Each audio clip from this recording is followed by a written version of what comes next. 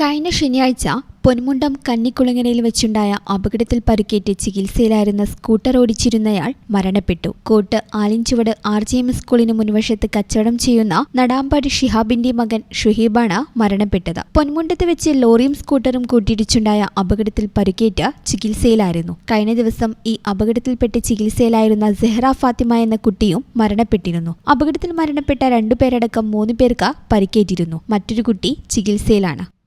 ഈ channel news Malappuram.